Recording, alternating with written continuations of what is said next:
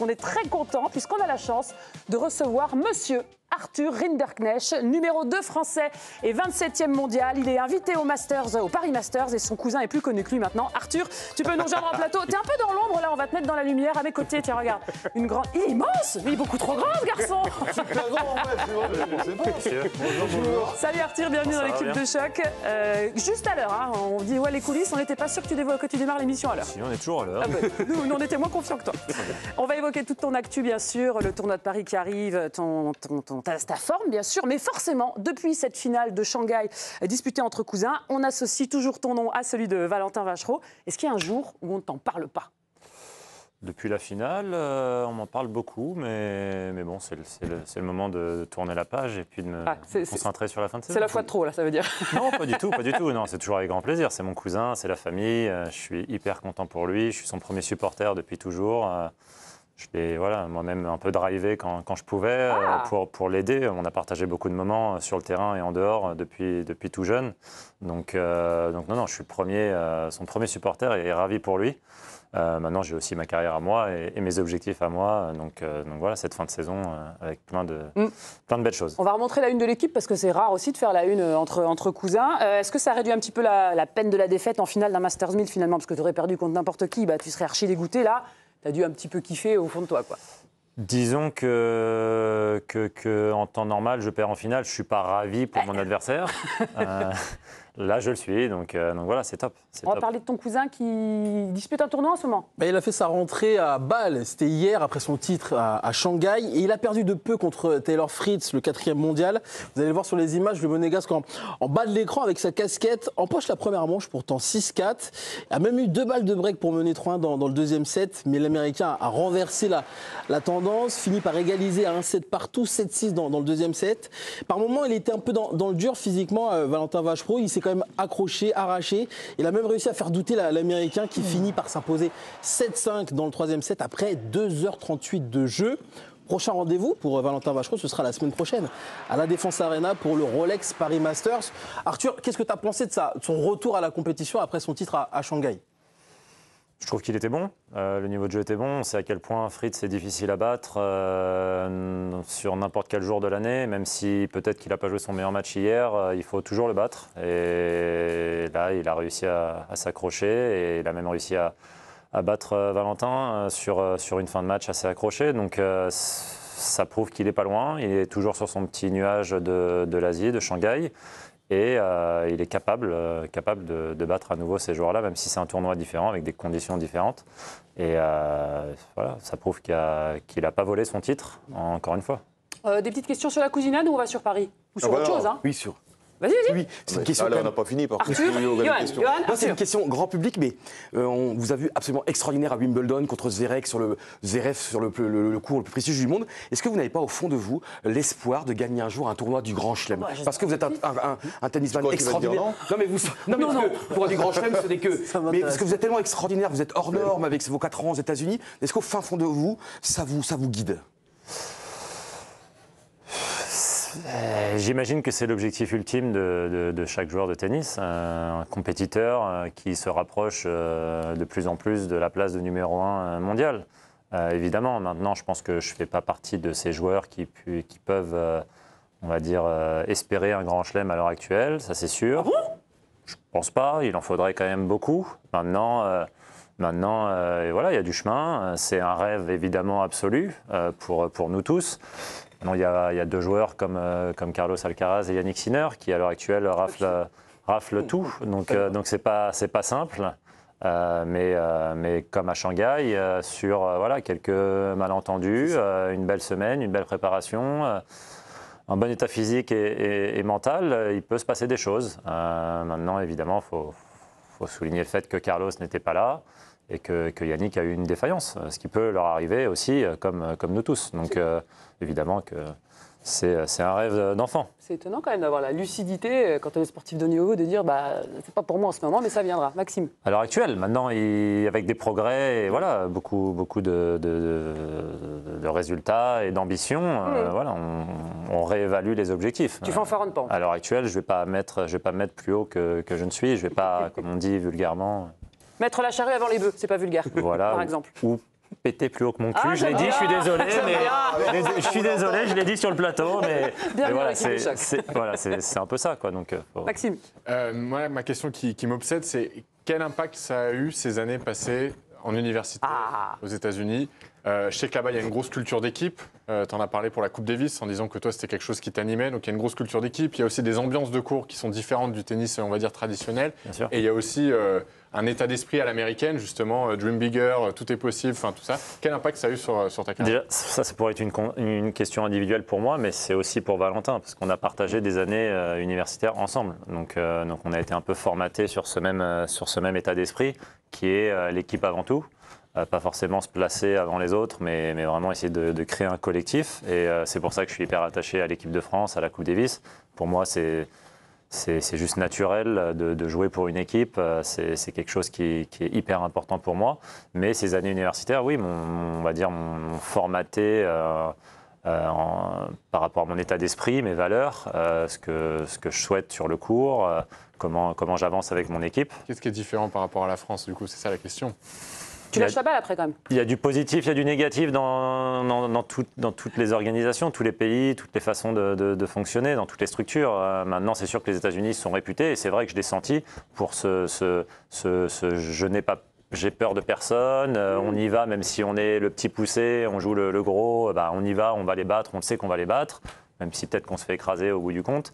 Mais c'est un peu cette peur de personne et voilà, ce fighting spirit, même si on joue catastrophiquement mal, en fait, on n'en a rien à faire du moment qu'on se bagarre et qu'on peut aller chercher la victoire. Alors quelquefois en France, on peut être un peu trop concentré sur le beau jeu, sur l'envie de bien faire. Et en fait, si ça se passe mal, on peut un peu se coucher ou un peu s'effondrer. Là-bas, c'est moins le cas. C'est moins le cas là-bas. Une grosse différence d'ambition quand même déjà, avant même de commencer, entre la culture de la gagne et la haine de la défaite qu'il y a là-bas, et ici de dire je vais faire ce que je peux. Il y a la haine de la défaite, je ne suis pas sûr, parce qu'en fait, au final, au bout du compte, une fois qu'ils ont perdu, ils serrent la main, ils sont hyper fair play, ils n'ont aucun problème. Ouais. Mais c'est vrai que par contre, ils y vont en mode allez, on y va, on est une équipe. En fait, on joue 11 joueurs contre 11 joueurs ou 6 joueurs de tennis contre 6 joueurs de tennis, peu importe le sport, on y va, on n'a pas peur, on joue les premiers du pays. C'est comme si demain, il y avait un Guingamp PSG et que Guingamp débarque et dit non, mais nous, demain, on va les taper, les Parisiens. Ouais. Bon, je ne sais pas, peut-être qu'ils se le disent un peu dans le vestiaire, je ne sais pas comment ça se passe, mais c'est rare qu'en France, on l'assume. Ouais, exactement. Là-bas, c'est plus assumé, c'est plus on n'a peur de personne, on y va. Et puis au final, peut-être qu'on se fera écraser, mais on a donné notre maximum et tout, on est heureux avec ça, quoi. Allez, on parle du tournoi qui arrive, parce que si on a la chance d'avoir Arthur, c'est parce qu'il y a un tournoi parisien très important qui commence samedi. J'arrive pas à dire le nom, parce qu'on dit plus Bercy, le Rolex Paris Masters. On a changé de lieu 39 ans après. Direction la Défense Arena. C'est pas facile de changer les habitudes. Est-ce que tu as déjà pu découvrir les lieux, taper la balle j'ai fait mon premier entraînement cet après-midi, ouais, sur place. C'est vrai que la salle est magnifique, le central est immense. C'est le deuxième plus grand court de l'année. Okay. Il faut le savoir, 18 000 personnes. J'ai appris ça. Oui, mais on connaît que en rugby, nous. Donc il y a le Arthur Ashe qui est à New York, qui est plus gros que ça. Sinon, c'est le plus gros central. Il est plus gros qu'à Roland. En termes de capacité, il est plus grand que le Châtrier. Donc c'est un très beau cours, très grand cours. Tout est réuni au même endroit, donc c'est vrai que c'est pratique pour les joueurs. Je pense pour le public aussi, de pouvoir aller de cours en cours plus facilement qu'à Bercy. Il y a de l'espace, donc j'attends qu'une chose, c'est de voir tout ça en compétition. Et là, on est tous en train de réfléchir qui est-ce qui pourrait nous trouver des places pour aller voir ce tournoi de fou. Demain, tu fais le tirage au sort à côté de Cédric Pioline, c'est ça? C'est un moment pénible et long et on a envie de s'entraîner, ou c'est toujours sympa? Je m'entraîne avant le tirage au sort. Non, je m'entraîne avant le tirage au sort et puis après j'irai avec grand plaisir au tirage au sort avec Cédric Pioline, exactement. Ton état de forme, parce qu'on rappelle que tu as déclaré forfait à Bâle, c'est la fin de saison, c'est le dernier tournoi de l'année avant les Masters de Turin. On est comment en termes de fatigue là, Arthur? Évidemment que c'est la fin de saison, on va pas se le cacher. Les corps sont un petit peu fatigués, mentalement tout va bien. Je surfe aussi sur un bon résultat évidemment de Shanghai, donc je suis impatient de rejouer devant le public français. Il y a la Coupe Davis qui se profile aussi, la phase finale très rapidement. Donc plein de belles choses. Physiquement ça va bien. C'est vrai que j'ai été assez fatigué en rentrant de Shanghai, évidemment, avec les conditions qui ont été quand même assez dantesques là-bas, et l'accumulation des matchs, le décalage horaire aussi pour revenir. Donc avec mon équipe, on a préféré ne pas prendre de risque de se blesser, sachant qu'il y avait un ou deux petits endroits qui tiraient un petit peu. Donc on s'est retiré de Bâle pour mieux et bien se préparer. Pas pour Bercy, pour la défense. Pour la défense. On parle souvent dans cette émission, et Pierre est très concerné par le trop de calendrier finalement de matchs. Là, pour ce tournoi, il y a pas mal de forfaits. On a appris Arthur Fils aujourd'hui, forfait touché au dos. Djokovic rôti alors qu'il était au Six Kings Slam. Nous, on ne peut pas s'empêcher de penser au calendrier démentiel, critiqué par certains. On rappelle la mère de Rouneux qui a attaqué l'ATP. Comment tu gères, toi, une saison de tennis? Est-ce qu'il y a trop de matchs? Ce qui est délicat, c'est qu'à partir du moment où les meilleurs joueurs décident de faire des exhibitions, en plus, c'est là où l'argument de la saison est trop longue ou trop dense tombe un petit peu à l'eau. À partir du moment où ils ne peuvent plus jouer les exhibitions parce que le calendrier est trop chargé, dans ce cas-là, on se dirait ok, peut-être qu'il est vraiment trop chargé. Quand il se rajoute des dates, là, c'est plus difficile, sachant qu'on sait qu'évidemment que le top 10 ou le top 5 a la plupart du poids dans la balance par rapport au calendrier ATP. Est-ce qu'il y a des choses à évoluer? Je ne pense pas que ça soit vraiment de mon ressort ou mon avis compte tant que ça. Évidemment que la saison est chargée, elle est longue. Ils ont quand même fait une règle cette année, il faut le souligner, qui verrouille le classement de fin d'année à partir du lendemain des ATP Finals. Ce qui fait que les joueurs ne peuvent plus jouer encore jusqu'à 2 à 3 semaines supplémentaires sur les challengers pour essayer de se qualifier pour le tableau final en Australie. Ça fait finir la saison un petit peu plus tôt, 2 à 3 semaines plus tôt pour ces joueurs-là qui se battent pour, entre la 90e et la 120e place, ou alors entre la 220e et la 250e place. Donc il y a un groupe de joueurs qui seront plus concernés par cette fin de saison. Donc je pense quand même que la saison sera un petit peu plus raccourcie. C'est une première étape, on va dire, vers un allègement léger du calendrier. Une petite dernière, les copains? Oui, c'est vraiment Arthur, là vous êtes en pleine bourse, c'est extraordinaire. Et vous avez eu, je trouve, le courage de parler de ce début de saison. Vous étiez au fond du trou à Acapulco, je crois, grand moment de solitude. Il y a eu des moments, et vous pouvez de vous dire, parce que là c'est magnifique, c'est le soleil, c'est le bonheur, mais vous avez souffert de votre chair, mais profondément, vous étiez au plus mal. Alors au plus mal, je vais pas me plaindre non plus. Je faisais des très beaux tournois aux 4 coins du monde, mais c'est vrai que c'était un petit peu délicat. C'était une période pas simple pour moi. J'avais moins de plaisir sur le court. Voilà, j'avais pas mal de questions en tête. J'ai toujours joué pour la passion du jeu, et là la passion y était un peu moins. Donc pour moi, ça c'était tout de suite très très difficile. Je suis pas le joueur qui joue pour l'argent, pour la fame, pour les réseaux sociaux, pour tout ça, c'est pour le public vibrer et cette passion sur le court. Donc là, elle était moins présente. Ça n'a pas été simple, mais au printemps, j'ai réussi à repartir grâce à mon entourage et ces personnes bienveillantes. J'ai réussi à repartir et depuis, je m'éclate et je suis toujours content d'être sur le court. Et aujourd'hui, numéro 2 français, 27e mondial. On se dit qu'on a bien fait de continuer le tennis quand on arrive à ce niveau-là. Ça, c'était pour l'interview classique. On va faire une petite interview un peu plus rythmée, un petit peu choc, des réponses courtes, des questions courtes. J'ai pas révisé. C'est pas grave, il n'y a pas besoin de réviser. Ça compte pas pour le jeu. ITV Choc. Arthur Rinderknecht, tu nous dis pour ou contre et tu développes si tu as envie. C'est toujours bien d'avoir une petite phrase derrière. Pour ou contre partager la prime de Shanghai avec ton cousin? Pour, forcément. Mais lui, il était contre. Lui, il était contre, j'imagine. On a tous fantasmé à ça. On s'est dit, ils vont partager quand même.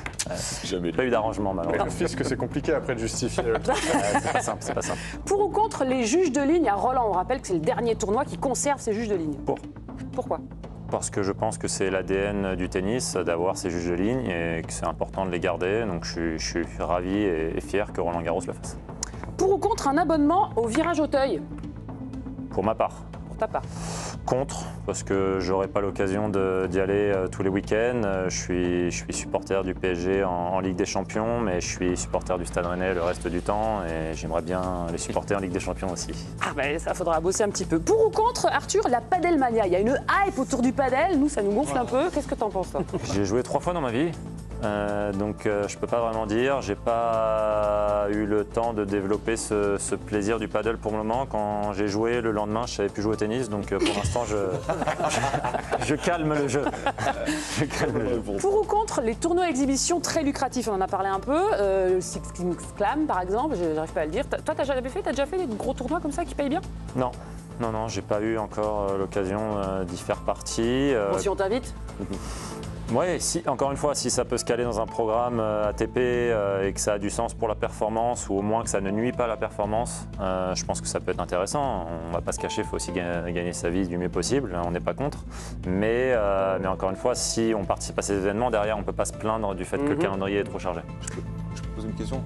Le rapport avec le public n'est pas du tout le même aussi. Enfin, dire, c'est les exhibitions où tu passes un bon moment, tu es avec tes potes et aussi tu partages aussi beaucoup différemment. Oui, il y a plus de recul, il y a moins de stress, il y a moins. Et voilà, c'est sûr que c'est une exhibition. C'est une exhibition. C'est pas un tournoi officiel ATP où c'est à la vie et à la mort, le couteau entre les dents. Là, on va jouer notre petit match de tennis et on est payé quoi qu'il arrive. Arthur, pour ou contre la Fashion Week au tennis? Je crois qu'on a un bel exemple. Parce que tu vois, les mecs du foot, ils arrivent tous habillés, on adore ça, on aime bien, en NBA aussi. Il faut que ça vienne à tennis, non? Pas tous. Pourquoi pas? T'es branché mode, toi? J'aime bien la mode, sans être un dada, mais de la mode. J'ai jamais participé à grand chose, mais oui, j'aime bien les fringues.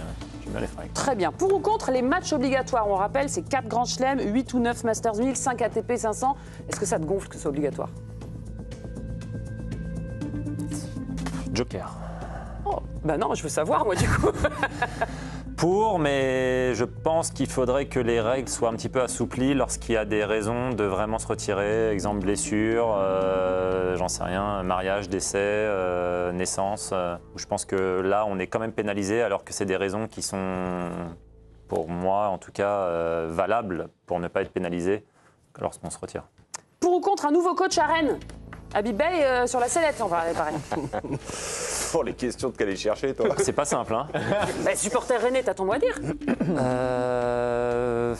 J'ai mon mot à dire. Malheureusement, j'ai pas eu l'occasion d'aller au stade dernièrement, donc je connais pas la vie générale au club. Moi, je pense qu'il faut quand même lui laisser sa chance. J'ai envie qu'il ait sa chance jusqu'au bout, et puis on verra ce que le board de Rennais décide à la fin, peut-être au mercato hivernal. Une petite dernière, pour ou contre rejouer ton cousin à Paris? La revanche? Avec grand plaisir. Pas en finale, par contre, dès le début, là, comme ça. Si, plutôt en finale. Ah ouais? Bah ouais, je veux bien le rejoindre en finale, ça m'irait très bien.